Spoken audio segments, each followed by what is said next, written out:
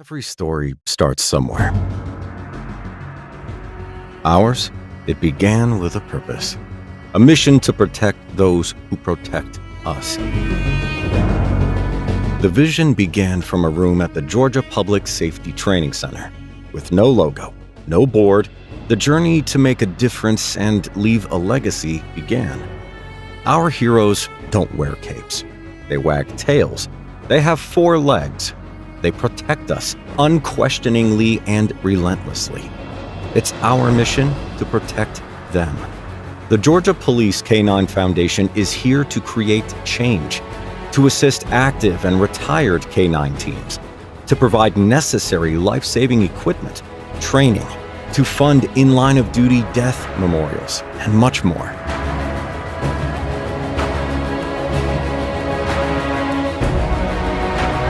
In 2017, we hosted our first fundraiser. With a turnout of just 40 people, we raised $2,000. Throughout the years since then, an evening for the K-9's weekend has surpassed what was imaginable. With every heartbeat, with every breath, with your help, we move forward. The story of the Georgia Police K-9 Foundation is a testament to solidarity, resilience, and the commitment to our K-9 heroes.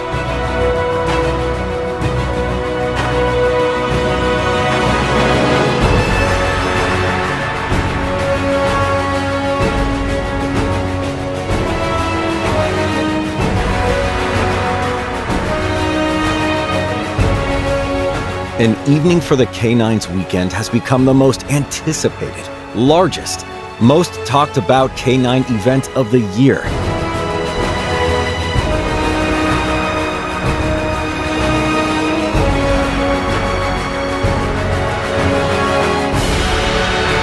And it begins right now.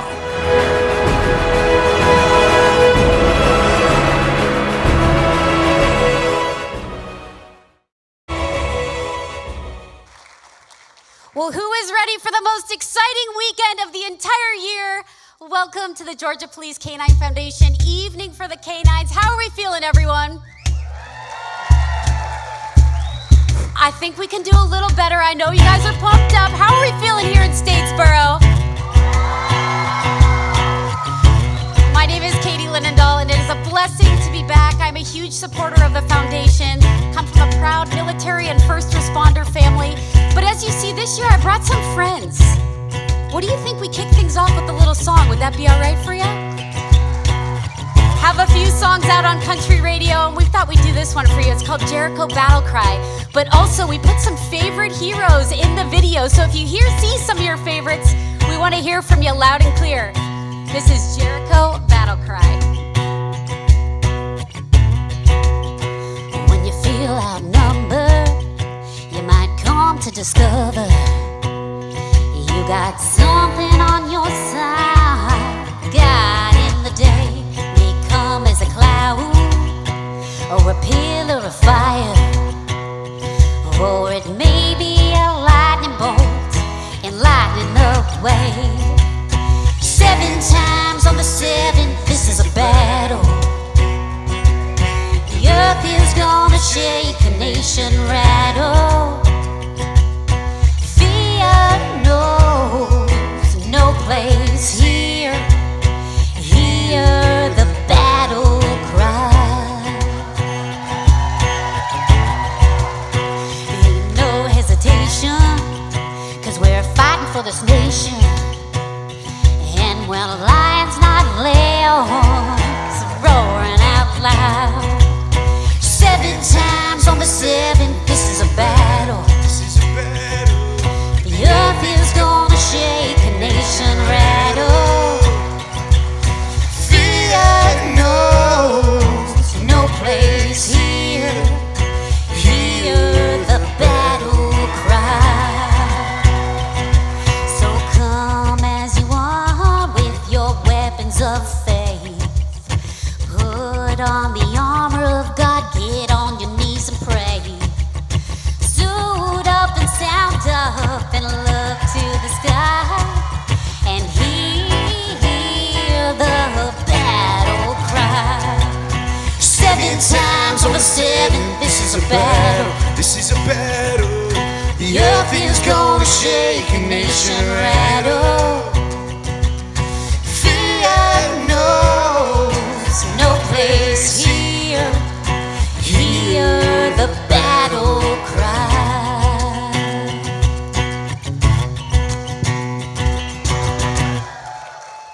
Give it up for my amazing boys. We got Chris Crandall on the cajon, Phil Evans on vocals and guitar, and Max Martillik on the acoustic.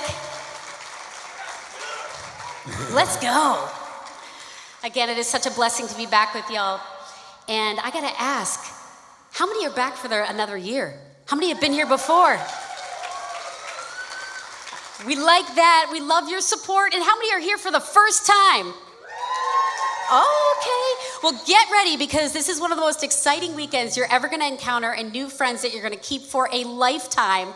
And with that said too, let me give you a little run of show, what to expect when you're with us here tonight, because we are just kicking things off. First up, we've got Eric Jones, a magician from America's Got Talent, taking the stage. Can we give it up for Eric?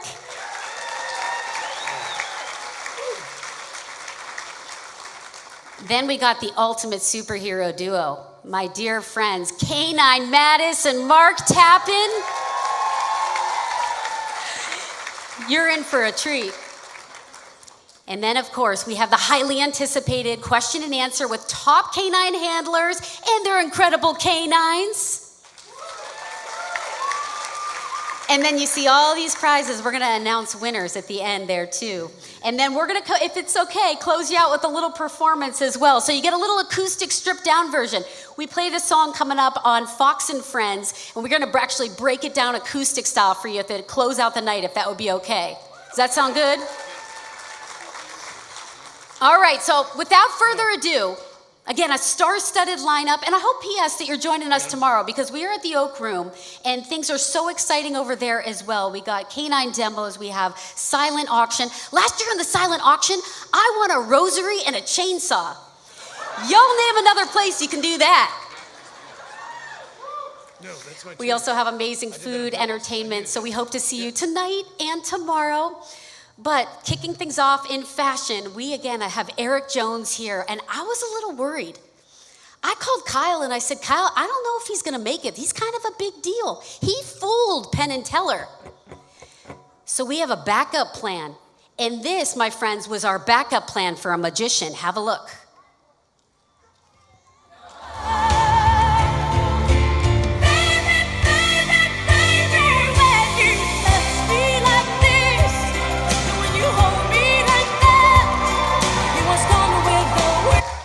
Every social post, Mark Tappan, you have my heart. You have my heart. And P.S., before I bring Eric up on stage, can we give it up for Crossroads Church for this incredible venue? Without them, it would not be possible. And their incredible crew and staff. Thank you guys so much.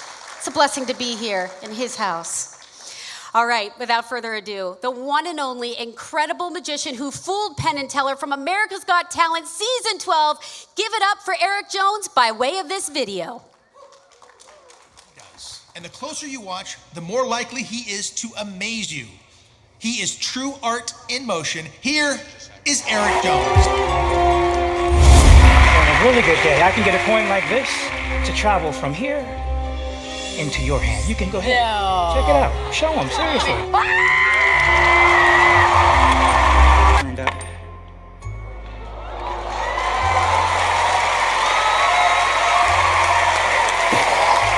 mind blowing.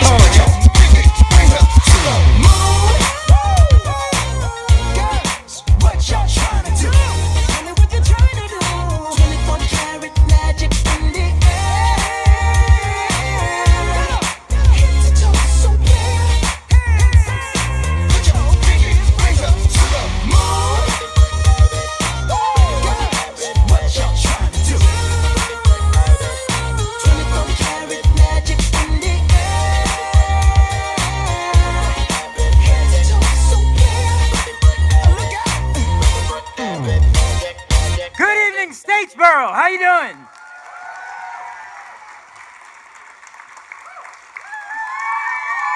There we go. That's what I like to hear. Folks, welcome sit, stay. They're trained. Tonight we're going to have a lot of fun, folks, but before I begin, I want you to take a look right here. I've got a little bag. Yeah, it's still in there. Inside of that bag, there's a little box. Inside of that box, there's a little terry cloth bag. Inside of that, there's a small black Italian men's carry-all with a gift for one of you. Right here, big guy. What's your name? You said Micah or Michael? Michael. Michael, I want you to enjoy the show, but I've got a job for you, bro. I want you to keep your eyes on that bag. Make sure no one touches it without my say-so. Michael, if anybody touches that bag without my say-so, take them out. Let's give it. Oh, you don't walk up on me, Michael. What are you doing? No, enjoy your seat. Have a good one. But let's give it up for Michael. He's got a job to do. He just ran up on me. You saw that, right? Anybody ever played with one of these before when they were growing up? They call it a Rubik's Cube. For 43 years, people have been playing with this toy. Now, when I was growing up, the only way you could solve one of these is by peeling the stickers off and putting them back on. Let me ask, by show of hands, how many people in the audience have ever tried to solve a Rubik's Cube in their lifetime? Keep those hands up. Now, out of those hands, how many people have successfully solved a Rubik's Cube? See how fast the hands go down? I see your hand right here. Man, what is your name? Tammy. It's good to meet you, Tammy. Tammy, what would you say is your best time solving a Rubik's Cube, Tammy? You said 5 minutes? I hate you, Tammy. That's good. Can anyone in the room beat Tammy's 5 minutes? No? Then let me take it to the other side. Oh, you can beat 5 minutes? What's your name? Amanda, what's your best time? 4 or 5 minutes. Thanks for being here. I appreciate you. That's good. But I want to take it to the other side of the spectrum. I might come back for one of you guys. Is there anyone in the room who has never tried to solve a Rubik's Cube in their entire life? Right here? What is your name? I love your glasses. What's your name? Aiden. Come up here. Let's give it up for Aiden, folks. Come on up, Aiden. Be careful on your way up. Aiden, I want you to stand right there, my man. Now, let me ask you. In all of your many years on this planet, is there a reason why you've never tried to solve a Rubik's Cube, Aiden? I've just never gotten one. You've never gotten one? Where are your parents? You have homework, sis. Here, stand right here, stand right here, stand right here. Now, I want you to have your body forward, but I want you to look at the Rubik's Cube with your head and your eyes.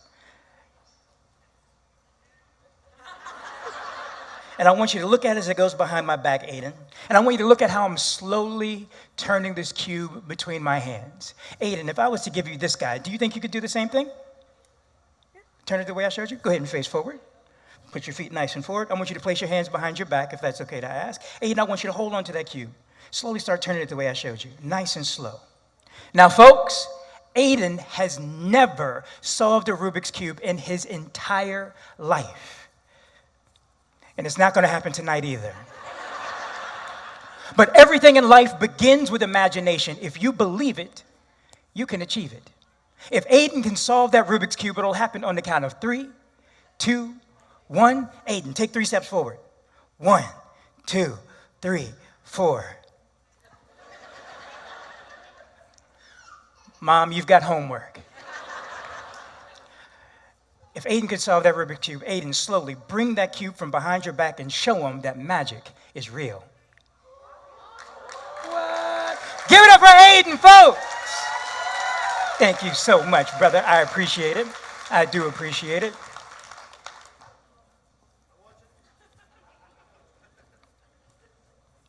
Folks, a couple of years ago, I had a really cool opportunity.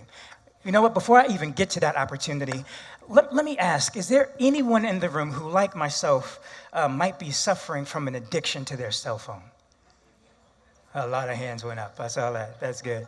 Let's see. Who put those hands up again? Let me see. Who's right here with the really cool shirt on? Is that Kyle on the front of your shirt? Hold on. Stand up. Hold on. You guys got to see this. Come up here. What's your name? Come on. Let's give it up for Stacy, folks. This is amazing. You guys see this? Now, let me ask you, please, head back to your seat. What application do you use on your phone the most, Stacy? Instagram. Are you Insta famous yet? No, you're working on it. Are you an Android user? Yeah, I thought so. Okay, that makes sense. Let's see, who else? Who else might be have an addiction to their phone? Oh, bro, you're being voluntold. Fourth row, second seat. What's your name, my man? What'd you say? Texas Cop 2.0. Your mama named you Texas Cop 2.0. But you prefer me on stage call you Texas Cop. But it's 2024. You can go buy anything you want. I get it. What do you use on your phone the most, my friend? Everything. TikTok. You do all the little dances and all that too? Are you an Android user as well? Oh, iPhone. Did you hear that? He said that with a sense of arrogance. Did you hear that? He said, iPhone. Do you have your phone on you, bro? Now, let me ask you another question, Texas Cop 2.0. Do you happen to know the passcode to get into your phone? You do. Because sometimes when I say that, people only use Face ID or they only know the pattern to get in. Do you actually know the numbers? Is it a 4 or a 6-digit passcode? 6. But the first number is not a 0, though, is it? I didn't think so. You have your phone on you. I want you to take your phone out. And what I'd love you to do, I'll do it with the same with my phone. I want you to put your thumb on that front-facing camera so that Face ID can't recognize you. Then turn your phone towards yourself, and I want you to type in your 6-digit passcode. I'm going to look over here at these beautiful folks so you know that I can't see where he's typing. And Chuck, when you open your phone, let everyone know by saying yeah. And when you opened your phone, let everyone know by saying yeah. Chuck, you got one job, bro. Do you know your passcode? Folks, I can tell you one thing. This is either going to be really good, Michael, or really bad. Thank you. But I'm going to let you know now, I'm like Evel Knievel. I get paid for the attempt. So your phone is unlocked. You can take your thumb off that front-facing camera.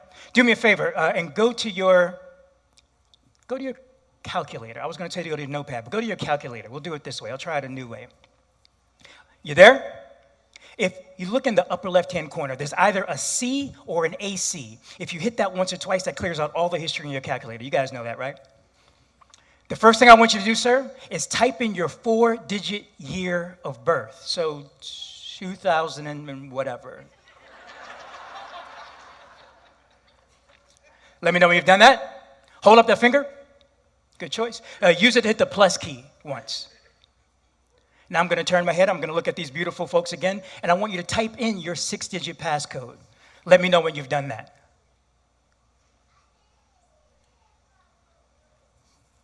Oh, excellent, excellent. He was buffering a little bit. Hold up that finger again. Use it to hit the equal key. That should generate a slightly larger number. I want you to hold your phone directly above your head so the people behind you can help you remember that number in case we need to recall it again. You got to turn your brightness up. You got a privacy screen? He don't trust nobody. I knew that when he said 6-digit passcode. Okay, bring your phone back down. Hold up that finger one more time. Use it to hit the clear key one time, and then lock your phone. Give it to me. Bring. No. Come bring it home.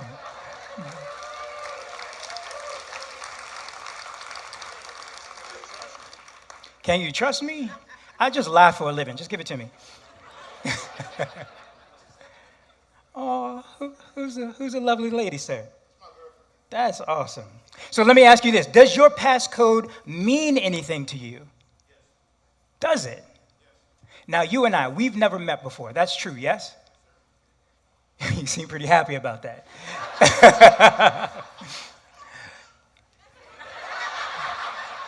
You are now my favorite. I want you to make really uncomfortable eye contact with me. That's perfect. All right. I might need 2 shots.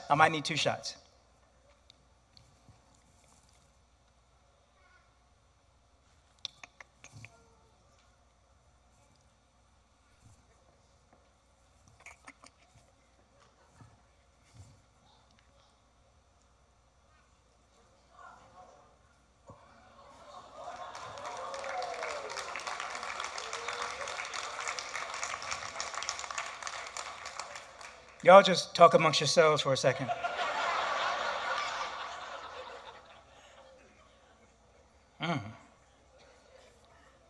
Word. Okay. That's good. Good. Let me do this too. Where am I going? Oh, wow. Good for you.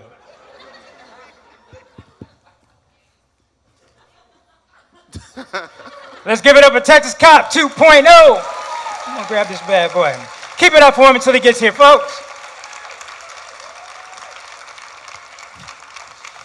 Thank you, brother. Thank you, brother.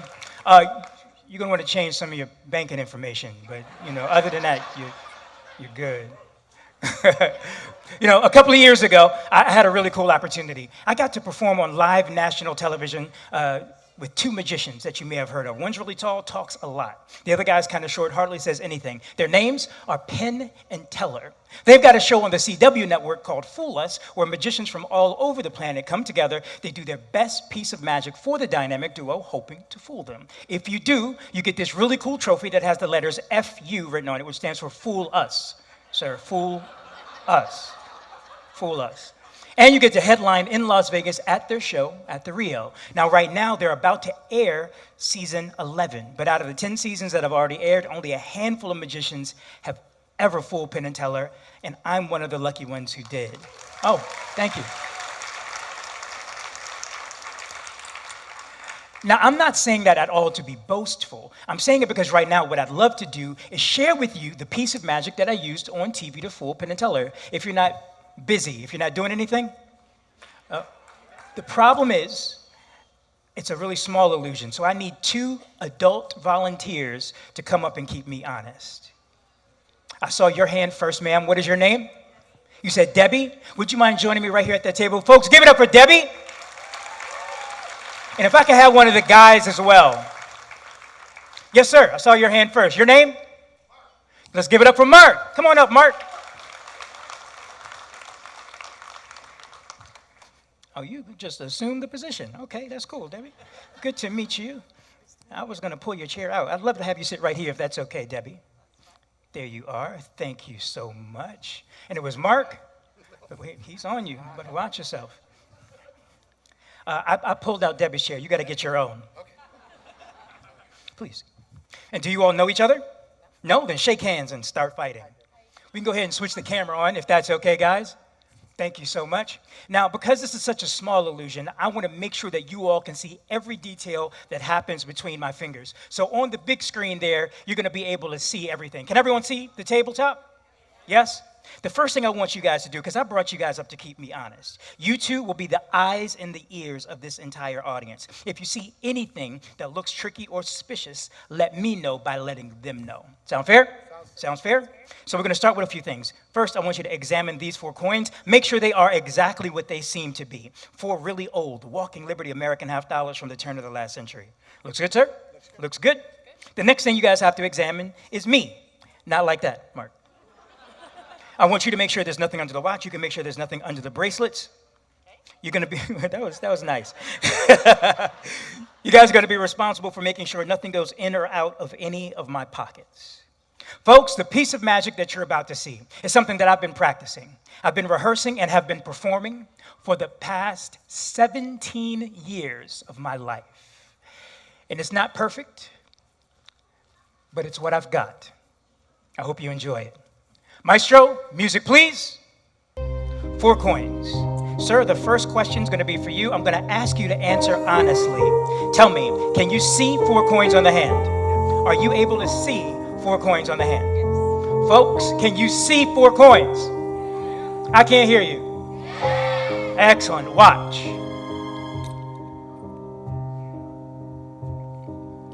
Watch.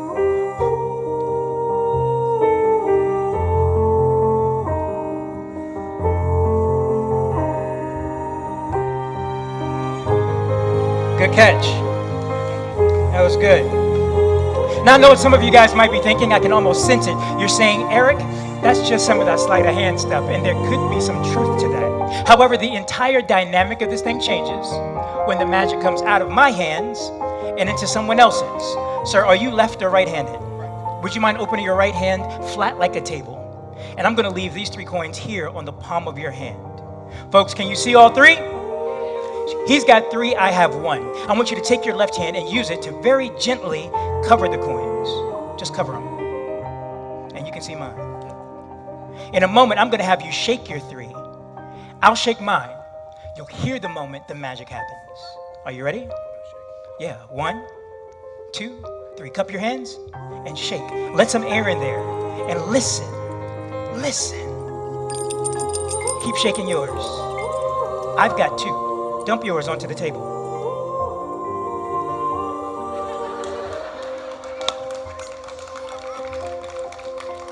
Do you guys see this every day? Would you like to try? Open your right hand towards the audience and allow your middle finger and thumb to slowly come together. Turn the hand at the wrist and then bring that hand towards the center of the table. Perfect. Then take your left hand, turn it palm up, and place it about 6 to 8 inches under your right. That's excellent. Now, the reason that I'm being so specific is to keep everything as fair as possible. You'll notice how I'm holding on to these 2 coins by their edges, so I can't manipulate them. I'm gonna have you open your middle finger and thumb. You'll grab these 2 right here. Have you got a good grip? Folks, if you can see 2 and 2, let me hear you say yeah. Now, in a moment, I'm gonna have you drop those 2 coins onto the palm of your hand. Not yet, but in a moment. I'm gonna have you close your fingers around them to catch them. Don't let the coins hit the table. Don't let them hit the floor, but no pressure. I'm gonna do the same with mine. One of her coins will become invisible, travel across the table to arrive inside of my hand. Does that sound cool? Does that sound amazing? Folks, does that sound like a miracle or what? It's gonna happen after 3, meaning 1, 2, 3, then you'll let go and catch. Taking a deep breath. Are you ready? 1, get ready to catch. 2, 3. 1 finger at a time, slowly open. Folks, this means nothing. I can tell by the applause. It means nothing unless there's 1, 2, and 3 coins here. High five. High five. 1 coin left to go. Now, up until this point, I've gone as slowly as I can to keep everything as fair as possible. But I'll make a pact with you guys. If anyone in the room sees anything that looks tricky or suspicious, you can be a jerk. You can scream to the stage, Eric, slow down. Can we agree with that? Yes? Would you mind opening your right hand one more time? 1, 2, 3, and 4. You can see all 4. Folks, you can see all 4? I'm going to square them up. Can you still see the edges of all 4 coins? Yes. Yes? I'm going to take just the top one. I want you to close your hand around the other 3. Turn your hand over so I can't get to them. The last one, always the most difficult. Watch it close. Try to keep it in front of the camera. Please, dump those coins onto the table. How many have you got? Give it up for them, folks! Thank you so much. Thank you so much. Be careful on your way back. Seriously, give it up for them, folks!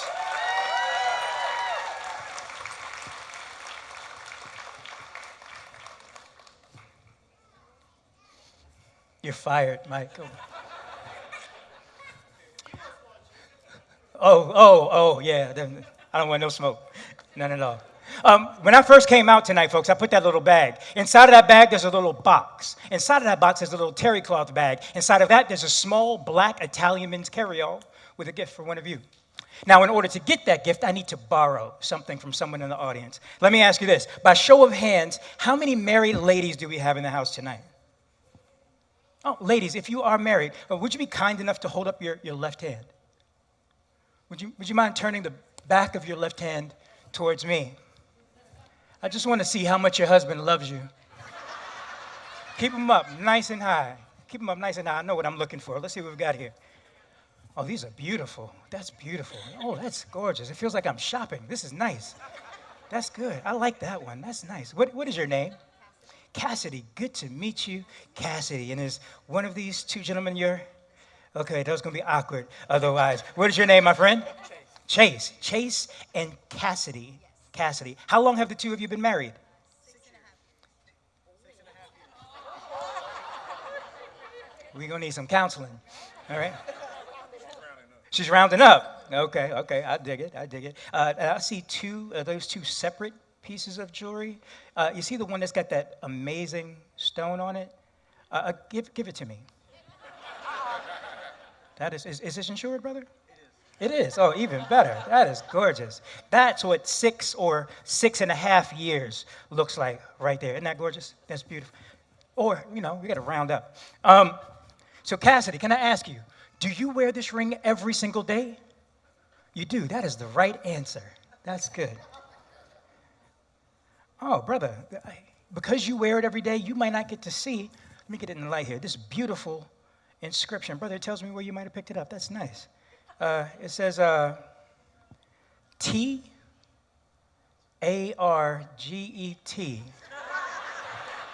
That's what a fancy, we call it Target where I'm from. Now, obviously, bad joke. This is a beautiful, beautiful ring. I'm sorry for the bad joke. Now, I need to tell you that I'm going to be as gentle with your ring as I possibly can be. I also need you to know that what you're about to see is experimental. But it should be all right. You got another one. Folks, I want you to see, I'm not wearing sleeves.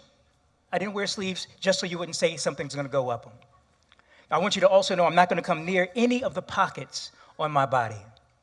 I'm going to move as slowly and as deliberately as I possibly can so that no one, including you, Michael, can accuse me of doing anything tricky or suspicious. Watch the ring.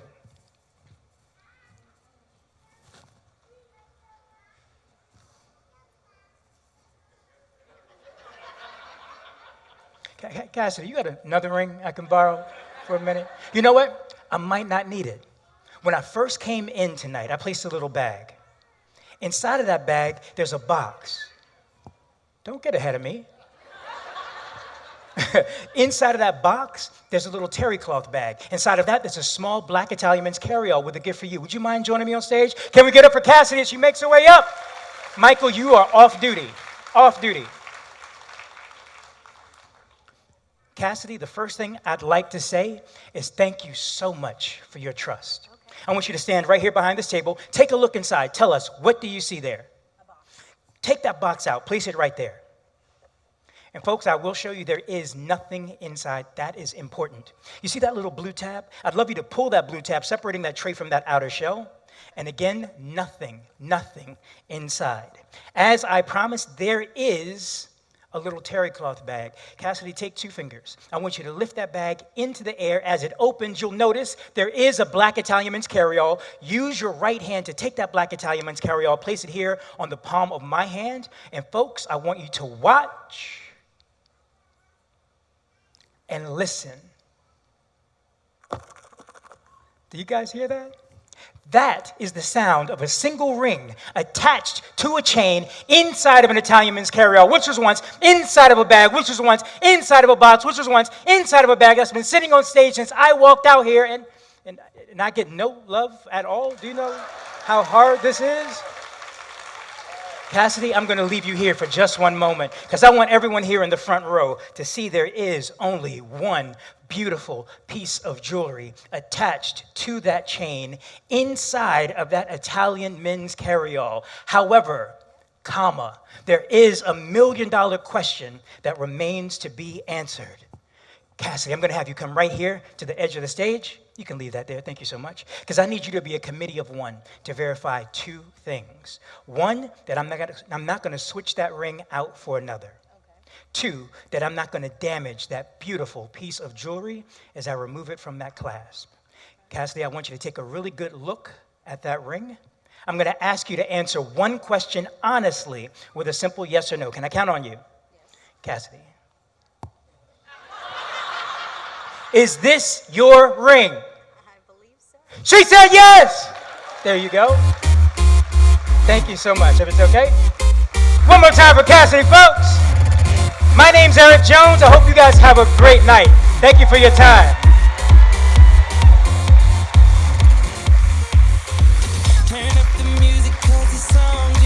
One more time for Eric Jones Magic. Incredible stuff. Now I have the opportunity to introduce one of my favorite humans and favorite doggos.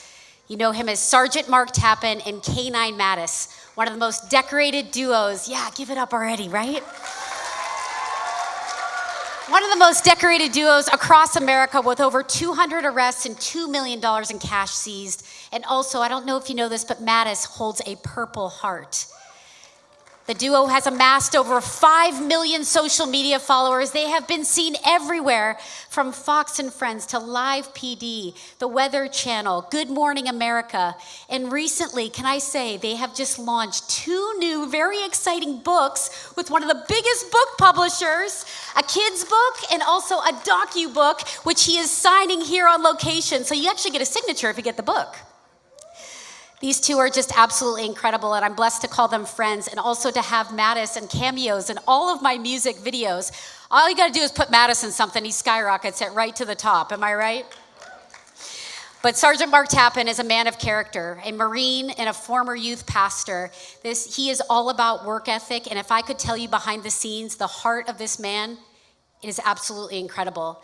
And it's a blessing, again, to call the 2 friends of mine. If you're not familiar with Mark Tappan, make sure you say hello this weekend. And if you're not familiar with him, let this video do some more talking.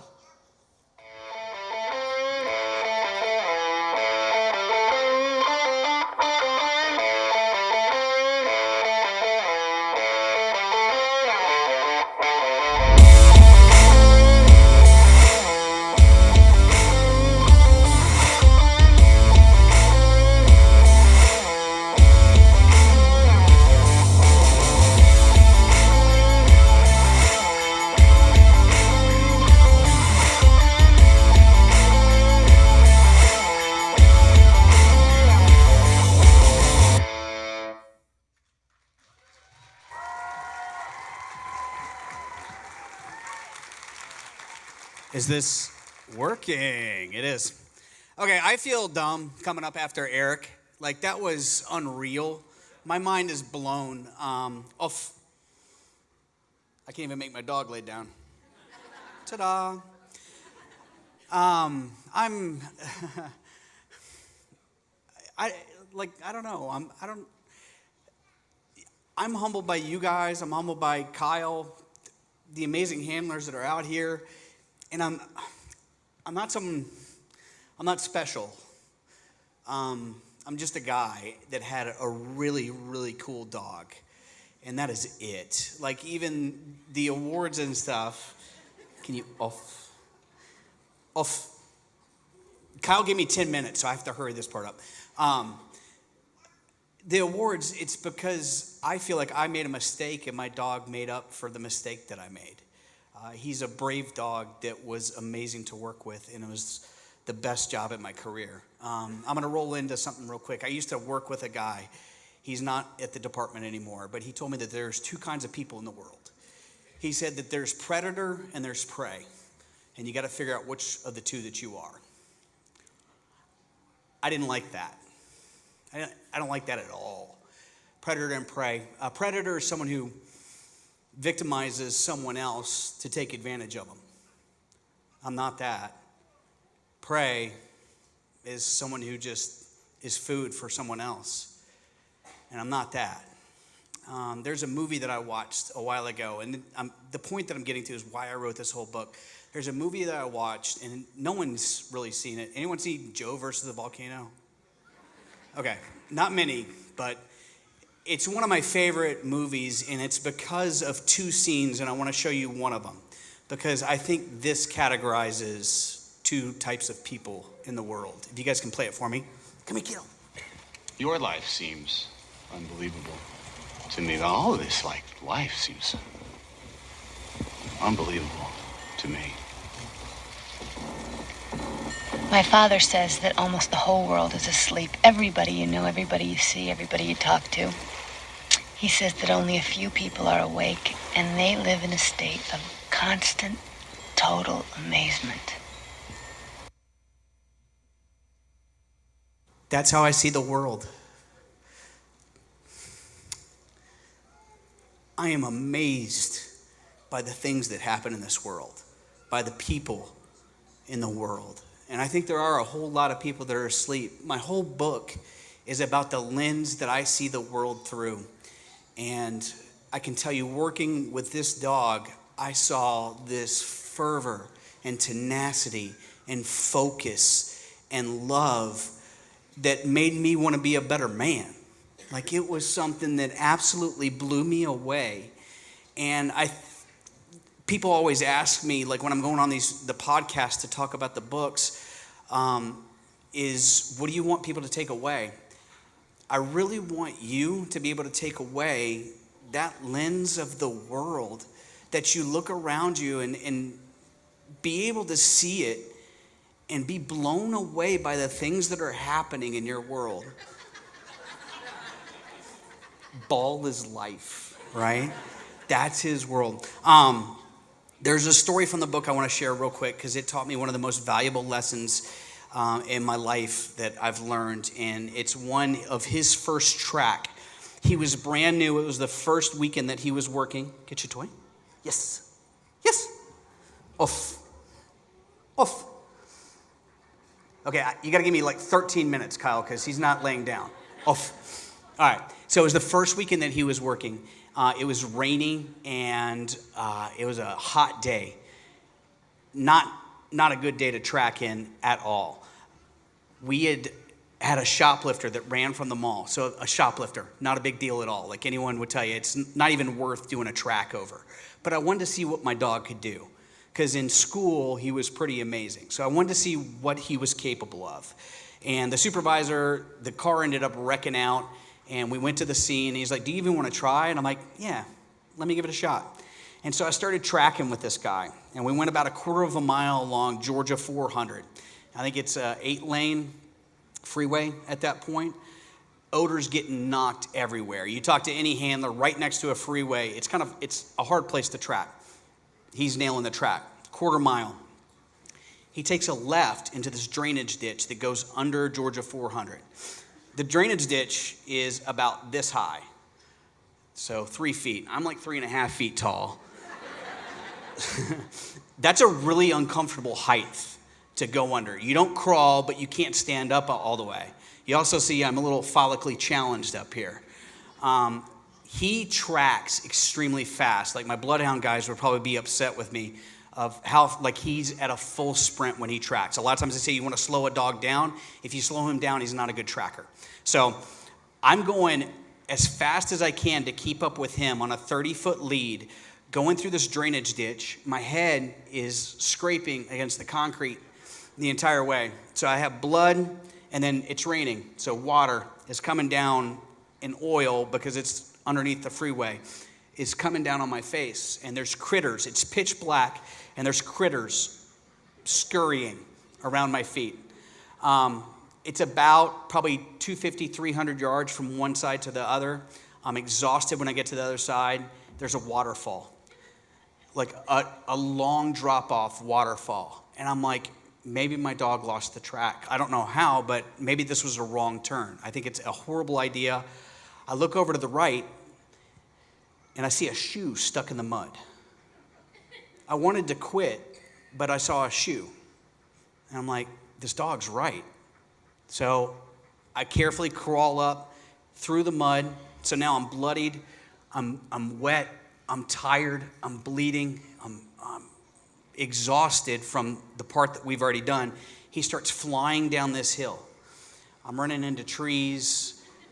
It's kind of funny. Phil could tell you at training days, they would purposefully set tracks for me going downhill with Mattis because he goes so fast, because he would just drag me down the hill, and they like to laugh at me as I was fall after him. Phil, is that true? It is true. That's the end. That's right. So I'm going down. We get to a creek. We go through the creek. We go back up the same hill at a different angle. We go back down the hill. Anyone who's tracking before, you're like, okay, this dog is completely lost. I don't know what he's doing, but his head's down and he's pulling. I'm exhausted. We're about 1.5 miles into the track. And I'm like, there's no way this brand new dog can do all these advanced things and I really, really, really, really want to quit. My backup, who managed to keep up with me the entire way, his name was Vinny. I said, hey, go see what that street is over there. And because I wanted to call someone to come pick us up. Mattis starts pulling. There's another shoe stuck in the mud. I'm not lying. The 2 times I wanted to quit on this track, there's a shoe stuck in the mud. And so I'm like, okay, I guess we're going. And so I tell him, what are you doing? No, you can't have that. Get your toy. Come here. Oh. So I tell him track. He starts beelining, full sprint. Up ahead, I see 2 people. 1 person, no shoes on. They see Mattis, they give up. The dog was right.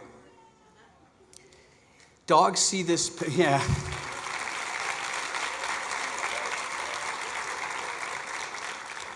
Dogs see the world in a way that we can't see the world. They have these beautiful noses, and to him, it was this bright beacon, and he was right the entire time. I was beaten, bloodied, muddy, wet, tired, and I wanted to quit. And if I hadn't trusted my dog, I would have. And it's one of those things that you can't always see the whole picture that's laid out in your life. You guys might be going through a time that's much the same. Like I think they say in the movie there, Joe versus the Volcano, there's a plan. And to me, and this is what the book is about, God's in control of it all. There is a big plan that's laying out, and it's this beautiful tapestry of your life. If you can take one thing from my book, is I want you to be able to look at your own life and see the amazing things that God is teaching you in your life. And the second thing I want you to take from the book is I really want you to be amazed by what these incredible creatures can do. So that's my little 10-minute, I think that was probably 15, and Kyle's mad at me because I didn't even look over when he was telling me. But thank you guys so much for having me. Thank you for being here. Thank you for the incredible work that Georgia Police Canine Foundation does. You guys, last year over $250,000 was raised to help these incredible animals. Because of you. It is so humbling, and I am so honored that you guys would have me. So thank you so much. Back to Katie. Stay with me for a second. Kyle actually gave me a few more minutes because I want people to know, up on the screen is the QR code. If we don't mind putting it back up there, y'all are awesome. Thank you. And this is to all of your books and your website, but a lot of people, the kids' book is so dynamic because my nieces and nephews were reading it, and there's tips and lessons for any kid that's like, hey, what's the life of a canine and a handler like? Is there something you could share about the kids' book that people have been saying is really just instrumental in understanding what your life is like? The kids, so it's, oh, you're gonna go play with Katie? It's from our favorite thing to do was always building bridges as a canine unit. I actually saw there is threefold purpose behind our canine unit. We wanted to be excellent in the way that we trained, we wanted to be excellent in the way that we deployed, and we wanted to be excellent in community relations. Because I saw the way that dogs build bridges, and that's what all the kids' books came from. That was how can we build bridges with students, because they're so inquisitive, they want to know more. And I wanted to share the heart of the police officer, because the hearts of all you guys and gals that are out there that serve is an amazing heart. And that's what I wanted the kids' books to communicate, and my book and everything that we do on social media is all about that. And just one more question. I don't think you guys, oh my goodness, it is so behind the scenes watching what it takes to write a book and to get it to market. It was over a year, right? A year and a half?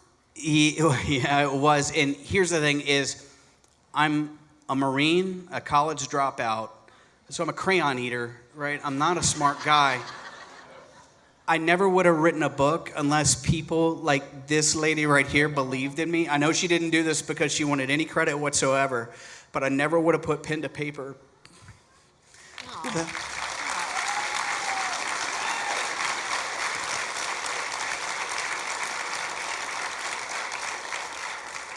Katie believed in me. Lisa Jackson, who's a publishing agent, believed in me. And then Thomas Nelson took a chance on someone who didn't have a manuscript and said, yeah, we'll let you write a book. And they said he was one of the best writers that they have ever seen or had. So there you have it.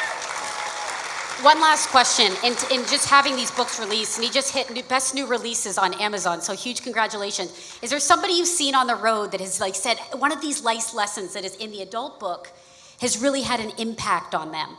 Because you've been meeting so many people on the road and just talking to so many people on social. Yeah, well, there's people that I've talked to through DMs and even tonight that they say that they're able to apply some of the things that I talk about in the book to their own life, and it gives them hope. And that is amazing. I want it to be cool cop stories, and I hope it's cool cop stories about my amazing dog, but the fact that it can have a long-lasting, in my opinion, an eternal impact is pretty cool. Give it up for Sergeant Mark Tappan and K9 Mattis. Also one of the winners of the auction. It's amazing. And also the winners of the auction will be up on the screen. If the last 4 digits match, you are a winner. Make sure to pick up your gift. But at this time, you see the chairs coming up here, the highly anticipated Q&A with top canines and their handlers. And I'm actually gonna go ahead and say, if y'all wanna participate in the conversation, you're a canine and handler, come on up. I'm gonna put some people up against and say Canine Jimpy, Canine Indy, Canine Flash, Canine Amadeus. We'll put you on the end. We know you wanted to fight Jerry Lee last year. Come on up. What I'm gonna do is I'm gonna head to the audience. I have the microphone. Raise your hand if you have a question. These are the best of the best in their field, taking and fielding your questions. This is your time. I'm coming down to the crowd, but again, inviting up any canine handler that would like to participate in the audience Q&A. Come on up.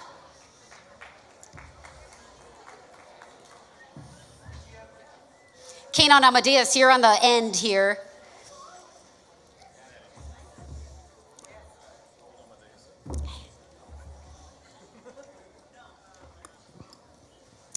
And may I see who has a question in the audience? I'm going to come down your way. Coming right to you.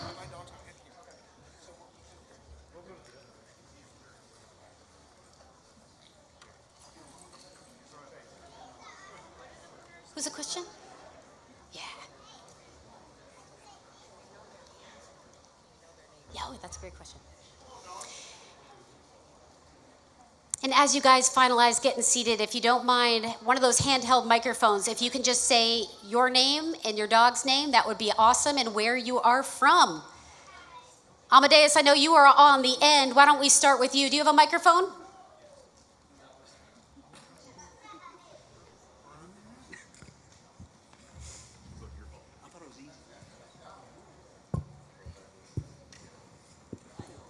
Is it working? Here you go. My name is Kyle. We're from Las Vegas. This is Canine Amadeus. He's a bomb dog and a patrol dog. Where are you from? Las Vegas. Go.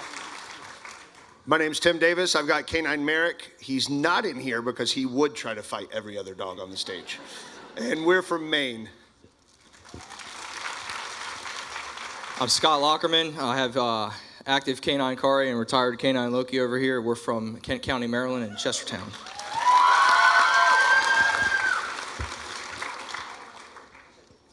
My name's Mike Nelson, right here from Middle Georgia. Got Canine Storm and Canine Rain, which is a bloodhound. He's somewhere in the crowd. Christian Kendrick, I have Canine Naughty, and we're from Tybee Island Police Department. I'm Riley, this is Canine Jimpy. We're with the Alabama Fire Marshal's Office, located in Oxford, Alabama.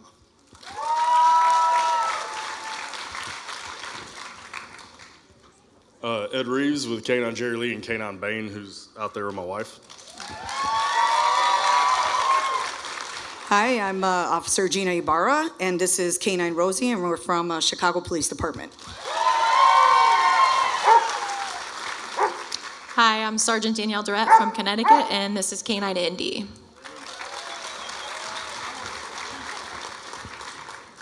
This is retired Canine Denny. He was from the Camden County Sheriff's Office.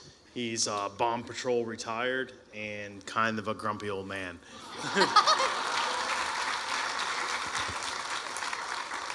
Hey, I'm Phil. This is Canine Raider. It's Axel, so a little bit bigger. All right, we got the first question for you. Hi, I'd like to know, when your dog gets a little older and has been on a job for a long time, and first of all, thank you all to our Canine office and all you guys. What signs do you look for like knowing it's time for retirement? Usually there's a time, there's not like an age. I like to say that the dogs are like an athlete. You know, when do you retire from baseball? When do you retire from football? When you just can't do it anymore. So you'll start seeing the dog slow down. We'll notice it on tracks. And, you know, when they start, you know, being out of breath quicker and more fatigued, or sometimes they'll have health issues come up. You know, these dogs, we usually, special shepherds, have hip issues. So it's usually up to the handler. Once the handler is like, all right, this dog has slowed down quite a bit, and then it becomes not only fair to the dog, but it can become a liability too if they're not coming off bites when they need to, or they're not gripping correctly. That could cause issues. So roughly 7 to 9 years, and that's when we can tell. Anyone else have a question? Raise your hand. Coming right to you. Over here. All right, cool. Someone else is going to answer this one. Well, let's hear it.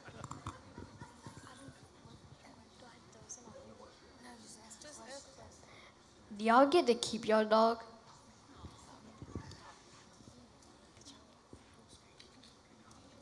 Canine Indy, we'll come to you. Yes. What's the process like of that? Because I know a lot of people wonder what happens in retirement. So we're a little different. Indy was donated to our department, but typically our other 2 canines in our department, they pay $1 to the town, and the dog is theirs in retirement. I don't know. In some instances, the city just gifts you the canine as well. That's how I got Jerry Lee. And thank you to all y'all. Bane is mine because of this foundation. So he was donated to me.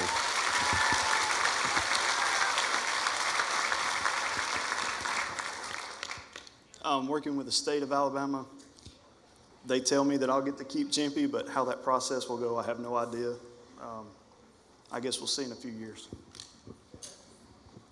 We're a little unique, just like Canine Storm. We're a self-funded team, so the dogs belong to us and work for the city.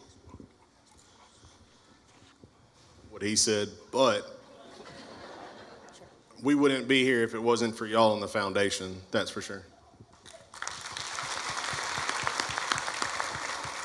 So we just retired Loki and 2 other labs at the sheriff's office due to legislation for marijuana being legalized.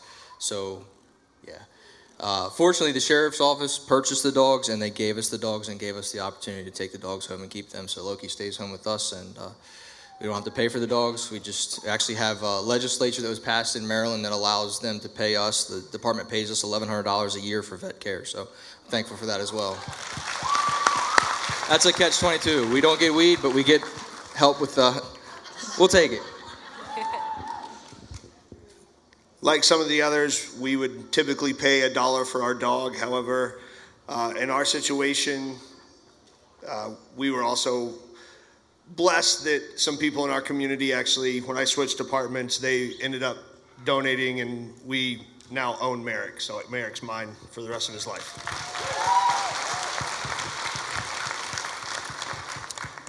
We also pay $1.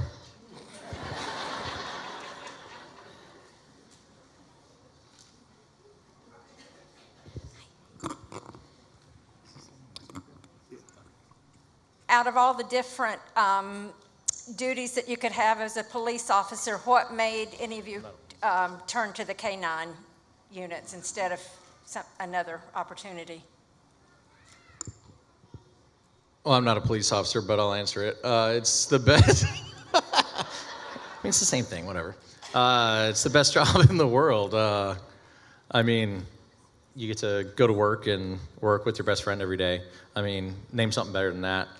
You know, people like to joke and say, oh, you guys have the best job in the world. You get to play with dog all day. And, you know, it's a little bit more than that. But at the end of the day, it's true. We do have the best job in the world.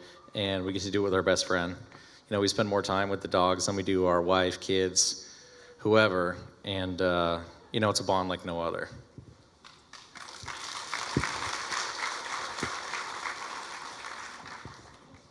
I didn't want to answer patrol calls. That's why I did it. For me, the Army told me that's what I was going to do for 6 years, and then I got out and just fell in love with it and continued on.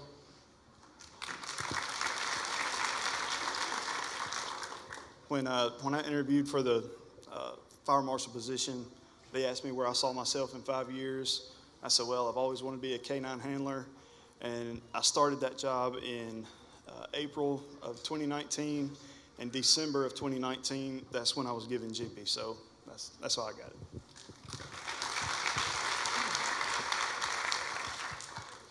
Well, I really like dogs.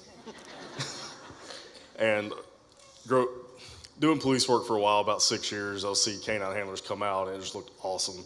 I was like, I want that. Because I already like dogs, so, and I was eventually afforded the opportunity to be in a small agency like Austell.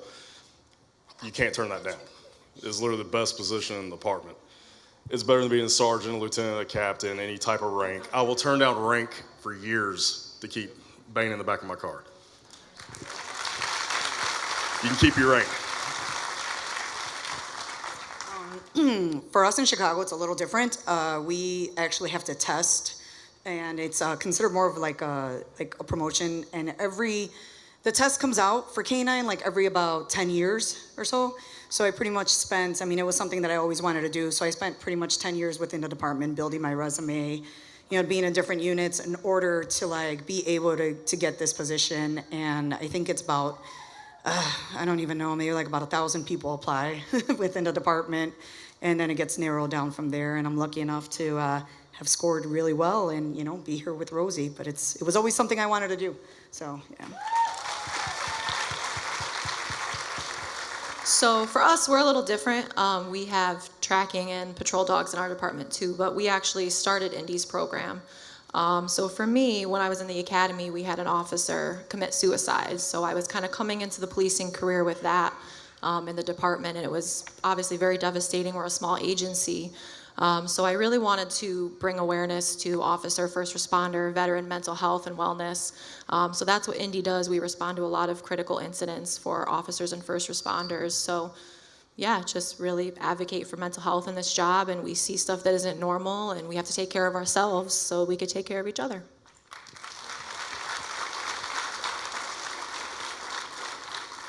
Growing up, I've always had dogs. I thought it was the greatest thing in the world. I wish the guy was here now. I've never been able to tell him because I grew up in Rhode Island, and the guy up the street had a dog named Canine Kit, and it was a real jerk, and it would bite everybody. I was never allowed to pet him, but I thought it was the coolest thing in the world that man went to work with his best friend every day, and I guess I just never grew up. I stayed a kid, and I go to work with my dog, and I don't really call that growing up. That's just what I do because I love what I do. And I got my best friend with me.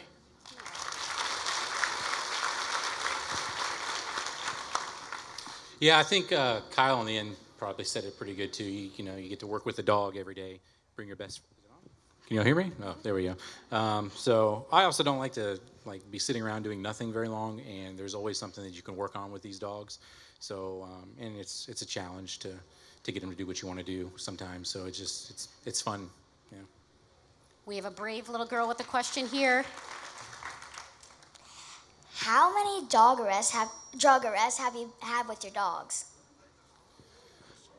Drug arrests? Yeah, so we've been together for a little less than a year. I don't know. I know more of Rader's. I know Rader's resume is about half of what Mattis's was, which was pretty good. So, everyone, it's going to be a little bit different for, somebody who works in, let's say, Chicago, where you have, a lot more people and drugs moving through versus if you have, somebody in a smaller town. But, I don't know how many we have with him. We have a lot of good recoveries on tracks and weapons, and, we find drugs here and there. Rader had a lot. But what about you? He's retired. So I've had no drug arrests because he's a bomb dog. However, he is responsible for the largest find of a buried explosive in Georgia history. He He did put 5 people in federal prison for over 60 pounds of sheet explosive, blasting cap, C4, multiple ammunition stolen from a Navy base ammo depot. It was buried 1.5 feet in the ground, and I'll just tell you this because I'm telling you right now, the hair standing up under my arm. Because of him, I got the greatest compliment I ever got in my law enforcement career, and that was I was with, we had 2 city blocks evacuated. He led the way, and when we were done, we were with 3 Navy EOD guys, and if you guys know history about bomb techs, they're some of the best in the world. They've been there, done that. The senior chief from the bomb techs turned around, looked at me, I just want you to know I'd follow that dog anywhere. And, I'm not trying to, I know it's about drug arrests, I'm sorry, but it wasn't a drug arrest, but I'm very proud of him, and now that he's getting up in age, I'm glad y'all let me share the stage with these amazing dogs and tell you about him, so thank you. Much like him, Rosie's explosive detection, so we've never had any drug arrests. There's a lot of drug arrests in Chicago, that's for sure, though. And luckily, we've never had a find of an explosive in Chicago. We've had some close calls, but no find. So I think our closest one was in 2020. There was some riots that broke out in Chicago, and there was intel that there was a car from Minneapolis coming, 2 cars from Minneapolis coming with explosives, and we had to search one of them.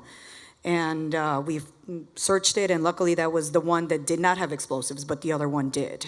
So we just had a little part in that, but you know, we're grateful for the work that we do.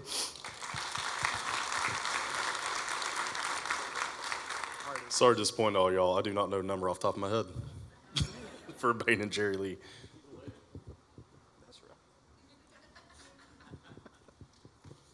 So, like I said, arson, yes, of course. We're almost like explosives, but anyway, since 2019, GP and I have covered the whole state of Alabama. But thank the good Lord above, September of last year, we got another dog. But to date, if I remember right, it's 9 or 10 arrests within the whole state, 3 of those being capital murder cases. One that sticks out particular is where a family lost their life, and that included 2 kids. So we've been certified for about 4 months now. We have 15 canine assisted arrests.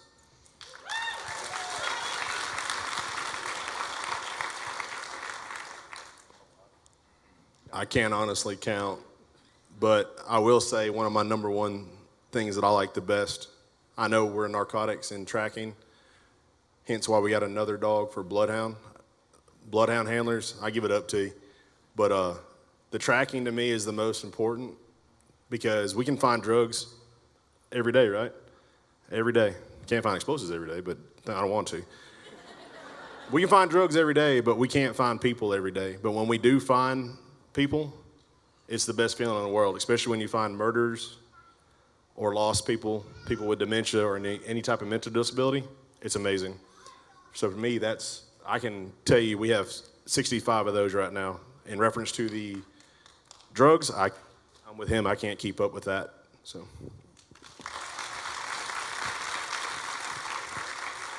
I only know this because we had to put all the stats together for Loki's retirement last year. He had 142 in 4 years. He had 142 drug arrests.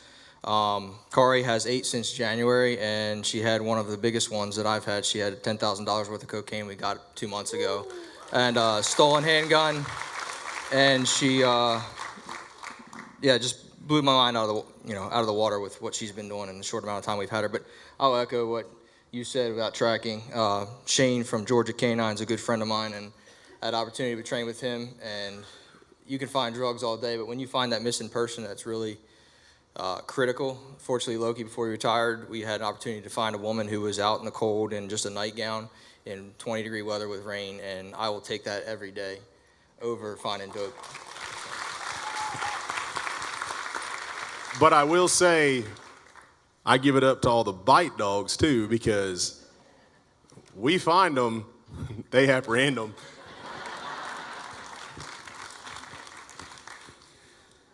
I know the statistics since we went to our new department, and since January, Merrick and I are at 35 deployments with 25 arrests from those deployments.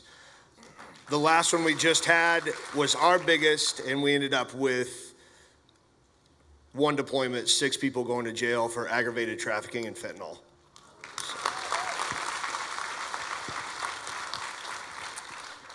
0.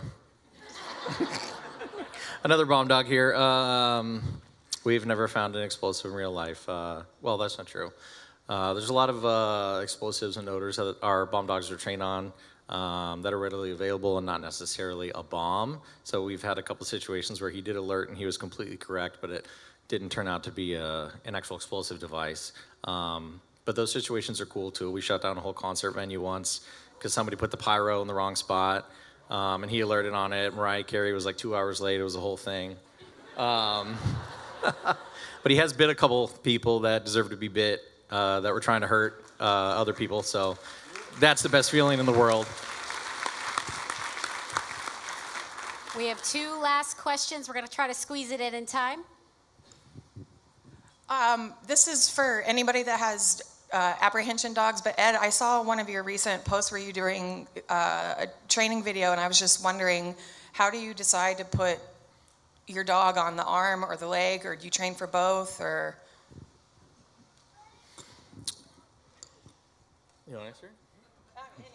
Oh, she wants Ed to answer it? Everybody wants Ed to answer it. Everybody wants Ed. Ed?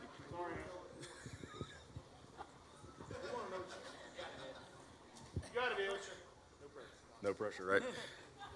So we train for all extremities, arms and legs. It's good to know both because honestly, when the bad guy's running away, your dog's going to hit what it hits. So they need to be familiar with the arms, the legs. That's typically where we want them to be placed. But if you have a great decoy like Tim down here, That's why I don't have a bite dog. your decoy that you work with, we're not all blessed with good ones. Some are. I know Tim's a great decoy. You work that dog, you place that dog where you want it and able to work it for the betterment of the dog. So that's why we like the arm bites the most, especially inner bicep, because you can work the dog and you feel it. When it's biting, you can reward it properly. Obviously, legs, when we do passive bites, if the guy or whoever decide to run from us and get bit that day, if they're laying underneath something and just their legs sticking out, we need to know that our dog's gonna walk or go up and apprehend that leg so we can get the bad guy out. So we train for all types of scenarios, anything you can think of. Us handlers get together on training days, like what kind of crazy scenario can we train? What have we gone through? What have we done recently that we want to replicate? And that's just how we better our dogs.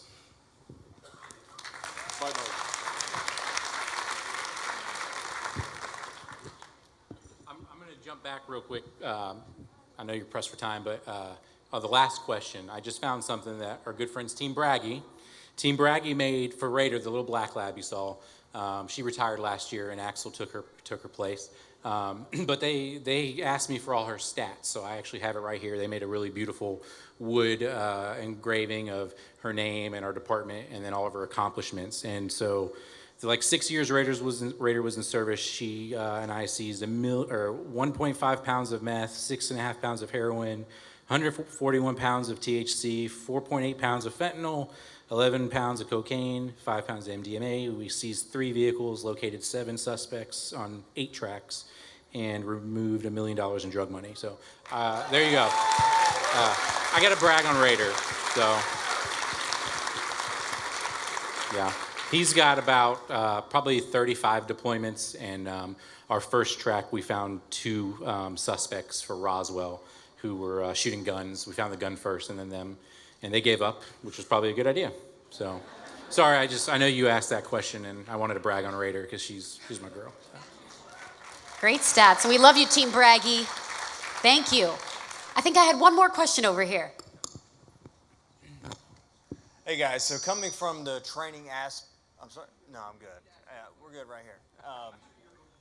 Real quick, but Real quick, but to answer your question about the biting, so dogs are opportunistic animals, right? And that's what we want them to be. So we give them those different pictures, okay, that they're not going to fail if they can only get a leg or if they can only get a bite. Now, obviously, the municipality has to pay the doctor's bills, right? So we want these things to be very nice and, very clean, so we can just wipe it off with some peroxide and send them to jail. But,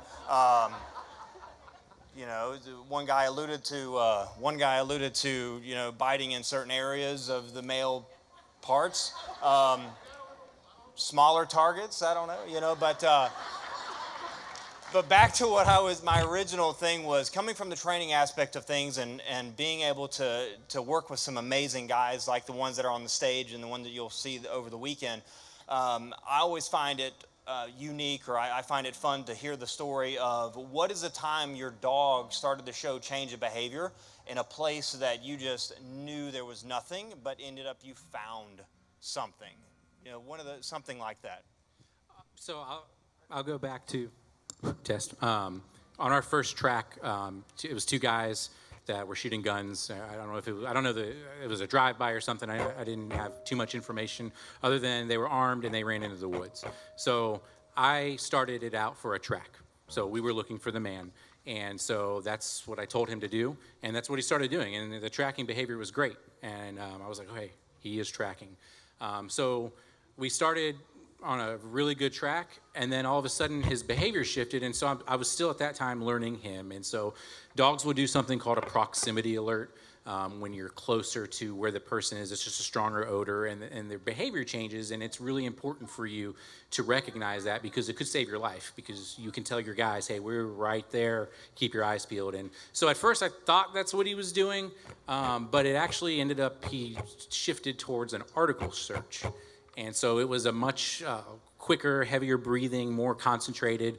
And so I let him go because he wasn't just messing around. And anyway, when they ran into the woods, they had threw the gun.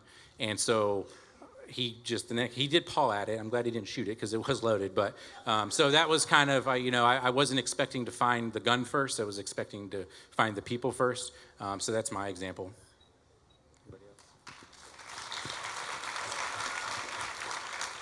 I know Ryan Sullivan, I don't know if you're here tonight, I know you will be tomorrow night. He had a chase down 95 southbound, ended up being a fight on the side of the road, guy pulled a gun, chased across 6 lanes of Interstate 95 into the woods, and if anyone knows South Georgia, it's all swamp on the side of the interstate, right? The suspect threw a black gun into the woods as he was running. I was given a search area, and I think every canine handler here knows when you're given a search area, it's never right. So I was told that it's definitely between that tree and in that area. Absolutely. Denny and I went in there, and this is going to be, since it sounds like you're a trainer, you're going to see that I'm a bad handler. Thank God my dog is good. So I was given a search area, no behavior change, and I was like, hey, look, I can't find it. And so Denny took off and to go use the bathroom. So that's what I thought he was doing. And outside the search area, and I'm talking to the detective that was out there with me, the investigator, and he said, what's your dog do when he alerts again? And I look, and Denny's just sitting there. He's just sitting there staring, and I would look down in the swamp and in the nasty water of the swamp, and we look down through everything, and there's the black gun underneath the water that none of us ever would have saw, and it was not in the proper search area. If it wasn't for him, we never would have claimed it, and it was also tied to 4 bank robberies in Jacksonville, Florida.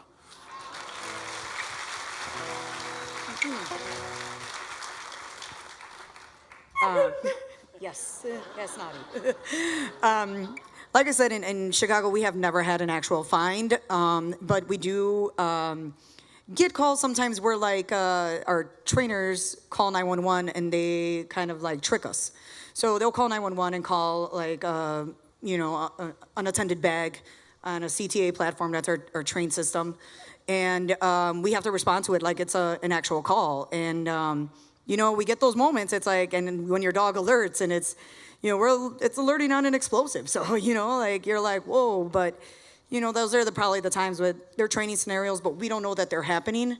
So it's one of those moments where I'm just kind of glad that she's just as great as her job as she is. And I know she's always ready, so.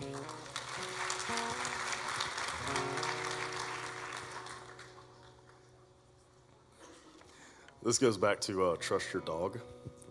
And I've learned this many a times, and I still will. Kind of like him, I was looking for a gun for a joining agency. I was using ag assault. We go in the backyard. They're like, we've already searched everywhere. We can't find it. So I put Bane down. Bane found the gun in 30 seconds. I found it in about a minute and a half. When Bane went back to, it was like his old wicker chair and a bunch of other stuff piled up in the backyard. It was at night. I just didn't think, and then I thought, and I picked the wicker chair up. I'm like, oh, there's a gun. I'm an idiot. Good job, boy.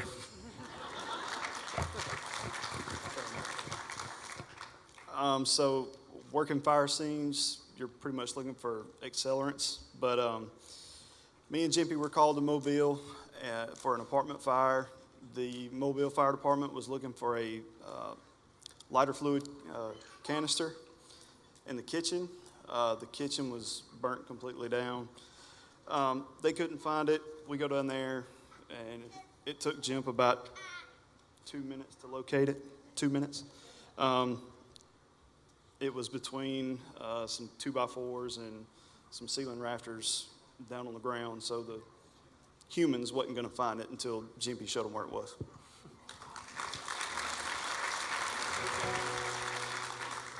Nadia and I don't have anything crazy yet. I mean, the craziest place we found drugs are like behind a gas cap, but other than that, that's the wildest one so far.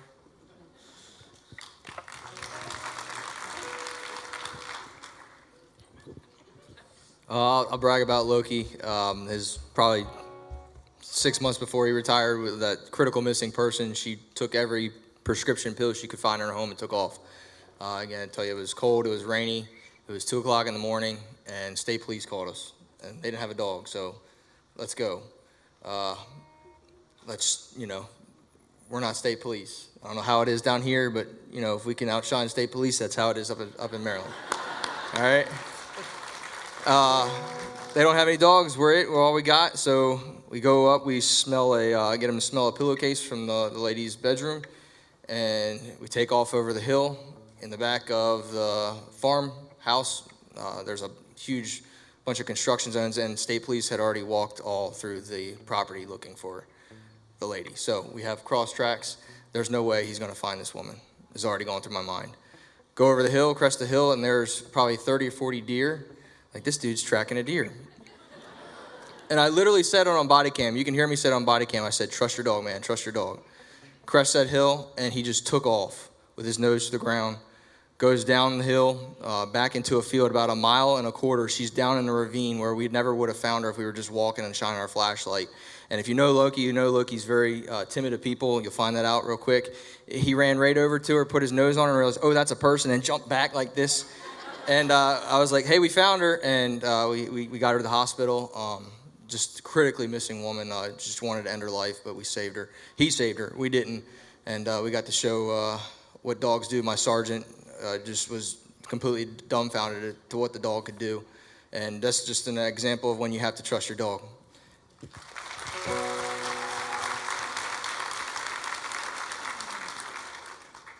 You'll hear handlers all the time say that, trust your dog, and it's because we're the ones that mess it up most of the time for our dogs. But my story was, like we've already mentioned, other cops tell us wrong places to search all the time. And we're trying to search, we end up going into a house, and Merrick is just sort of looking at this blank wall, and I tell him to go back to work, and he just is continuing to stare at this blank wall, and I'm like, it's a wall. But we're like, whatever, so we sort of start to search the wall, and I'm a big dude, and Merrick's a big dog, and like underneath the stairs, there's like this little storage area, and he just goes in and lays down, and I'm like, it's still just a wall.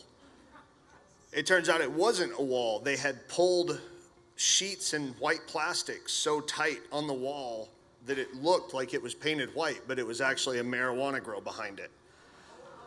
And we were looking for this dude that was had beat up some family members and stuff like that. And I'm looking, and down in the very corner where he had pulled it back, all I saw was the toe of his boot.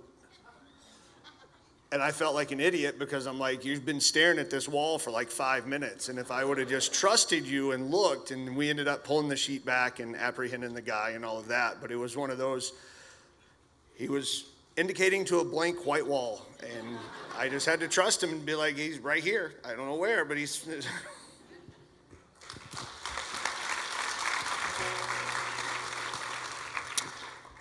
So Amadeus is my second dog, but I had a story with my first dog, Falco. He came from a kennel in Indiana, Von Lake Kennels. And so we go through, obviously we're not cops, so there's a lot of things that we don't do. But when we're going through the course, we go through all the same training and stuff. So he was certified in tracking and area searches and all that stuff. But it's not necessarily things that we really do on a day-to-day basis in Vegas. So probably about 6 months out from school, so we hadn't done any of that stuff in about 6 months. There was a call of a guy breaking into cars in one of the parking garages that we worked around, and somebody called 911 and said that he actually pulled a gun out on her and robbed her at gunpoint. So the cops get there, they see me, oh, does he bite? Yeah, okay, bring him up, let's go find this guy. So he was the only dog there, but we had a bunch of cops looking, you get this floor, you get this floor, you get this floor. So we're on this floor, we're searching, and again, he hasn't done any of this in about 6 months, but similar to Mark's story from earlier, I want to see what my dog can do. He was really good at it in school. Let's do this. So we're searching our floor. We clear the whole floor because he's supposed to be somewhere in the parking garage. And so we get towards the stairwell. We go down one more floor, and we're searching a couple cars. And Falco shows a huge change of behavior. And so the hair on the back of my neck stands up, and I'm like, okay, here we go. We're going to find this guy. And one of the motor cops comes around the corner, and he's like, no, we already looked on this floor. And I'm like, are you sure? He goes, yeah, he's not here. And like everyone on the stage said, cops don't give you good information. And so I'm like, I'm going to check it just to see. And, sure enough, we're going down, and I don't know, any of you guys know Falco. He was about a 100-pound German Shepherd. I'm trying to, control him like this, and he's pulling me, and he's ducking in between every car. And then he comes out, and he looks up, and he takes a big sniff, and he puts his head down, and he just skips about 5 or 6 cars, banks around to the left, and just goes ballistic. And sure enough, this guy's hiding in front of a Tahoe, if I remember correctly. And he sees Falco, 100-pound German Shepherd, barking at him. And so he stands up, and I got this guy at gunpoint, and there's a backpack in front of the other car that's right next to him. And I'm like, just put your hands up, don't do it, man. And again, I was brand new. We all make mistakes. And so I'm like, okay, we need to get this guy in handcuffs. So I put my gun away. The second I put my gun away, he reaches down for his backpack, and so he gets bit. And my 100-pound dog's dragging this guy by his bicep to me. Looks like spaghetti by the time we're done with it. And sure enough, there's a gun in the bag. So I assume that he was going to try and do something with that. And so he saved my life that day, and he got a steak that night. And then he had diarrhea and vomited because I gave him a raw steak. Last but certainly not least, to answer this question, one of my favorites, Canine Flash. Come on over. I apologize. Flash's stomach isn't really doing too well today, so we had to miss a little bit. But I just kind of want to tell you guys kind of two of my favorite things. Definitely bloodhounds. I only do one job, right? My favorite thing out of all of them is when people just trust, I think for any canine handler here, is when they call the helicopters, they call the drones, they try everything, and then they call a dog just to go out and find what you guys are looking for. And that's the favorite feeling I can get, including when you get that find. But really my favorite thing is the relief of families when you find like a loving, like a dementia patient or something like that. There was one time we found an 83-year-old missing woman. It was 96 degrees. Hey, leave Mattis's stuff alone. And Flash was able to reunite the grandmother with the family, and I think that's one of the best things. And then again, that's really because of the support of y'all, because like we have bloodhound teams that I train with, and they're doing great because of the kennels that you guys help donate to put in the cars, the heat alarms, and things like that. So I just want to say thank you, and hopefully you guys know that you guys bring a lot of relief to families, and you guys keep drugs off the streets and a whole bunch of things just thanks to the foundation and all you guys do to support 100+ canine teams all throughout the state of Georgia. So thank you guys, I appreciate you. Let's give it up for these amazing handlers and their canines.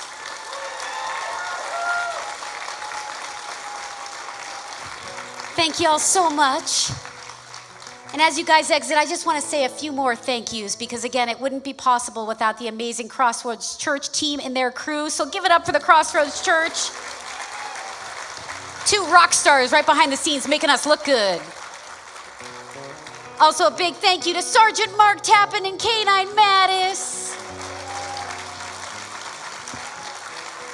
Eric Jones Magic. Was that something or what?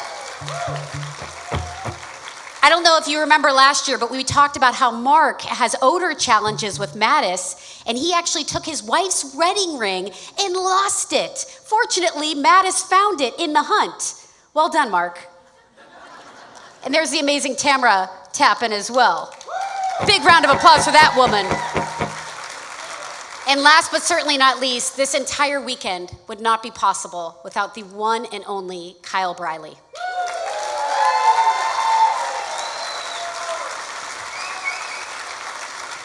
Y'all, if you could see how much work it goes into putting behind the scenes and the hospitality that they provide, every single person here is so appreciated. We couldn't do it without your support. We couldn't do it without Kyle. So big round of applause for all of you for being here too. Thank you. You can see how much direct impact you have. And as we're leaving today, remember the ticket numbers are going to be up on the screen. If the last 4 digits are up on the screen, y'all have won. And hopefully, how many are we going to see tomorrow at the Oak Room? Yeah? All right. The party continues. Now, if we may, as you're getting up and leaving, can we play you out with a song? This is my latest song on country radio, and it is called Extra. And it's all about the fun world of breakups. And then you're dating a guy, and then you realize, you know what? You're a little extra. We have fun in the songwriting process, that's for sure.